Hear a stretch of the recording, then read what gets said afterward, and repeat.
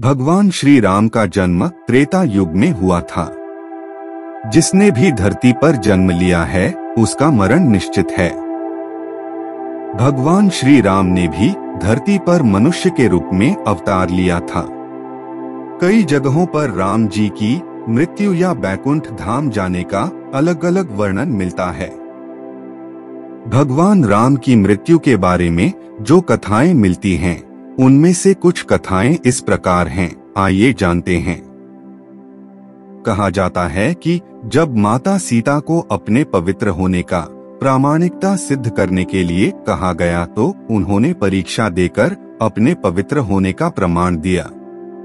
लेकिन इसके पश्चात सीता जी अपने दोनों पुत्रों कुश और लव को राम जी को सौंप दिया और धरती माता को ये कहा कि हे माता, मुझे अपने अंदर समा लीजिए।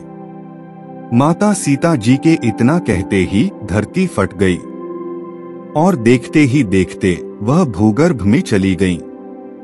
सीता जी के इस तरह से चले जाने के कारण राम जी व्यथित हो उठे और यमराज की सहमति से सरयू नदी के तट पर गुप्तार घाट में राम जी ने जल समाधि ग्रहण कर ली।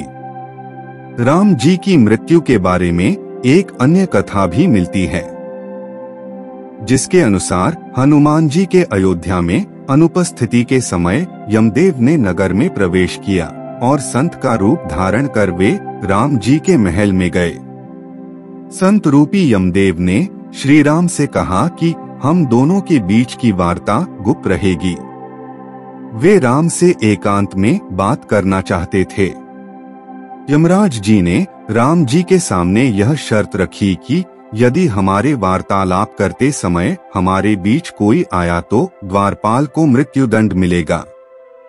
राम ने वचन दे दिया, लेकिन उस समय हनुमान जी वहां उपस्थित नहीं थे, जिसके कारण लक्ष्मण जी को द्वारपाल बनाकर खड़ा किया गया। जिसके बाद यमदेव अपने असली रूप में आ गए। राम जी से कहा, प्रभु अब आपको अपने लोक लौटना होगा। धरती लोक पर आपका जीवन पूर्ण हो चुका है। अभी वार्तालाप चल ही रही थी। ऋषि दुर्वासा वहां पधारे और लक्ष्मण से द्वार के भीतर जाने की हठ करने लगे।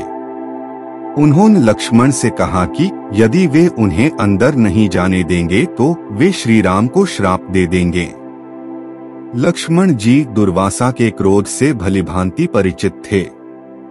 वे अब दुविधा में आ गए। आज्ञा का उल्लंघन करके ऋषि को अंदर जाने देते हैं तो मृत्युदंड मिलेगा, और अगर वे दुर्वासा को अंदर प्रवेश नहीं करने देते हैं तो ऐसे में प्रभु राम को श्राप दे देंगे। अपने प्राणों की चिंता न करते हुए दुर्वासा को अंदर जाने की अनुमति दे दी। वार्तालाप भंग हो गई। राम जी सोचने लगे कि अब उन्हें अपने प्रिय अनुज लक्ष्मण को मृत्युदंड देना होगा। उन्होंने लक्ष्मण को राज्य निकाला दे दिया, लेकिन लक्ष्मण ने अपने भ्राता के वचन को तोड़ना नहीं चाहते थे। वचन को पूरा करने के लिए उन्होंने सरयू नदी में जल समाधि ले ली। लक्ष्मण के सरयू नदी में समाधि लेने से राम जी अत्यंत दुखी हो गए। उन्होंने भी जल समाधि लेने का निर्णय कर लिया।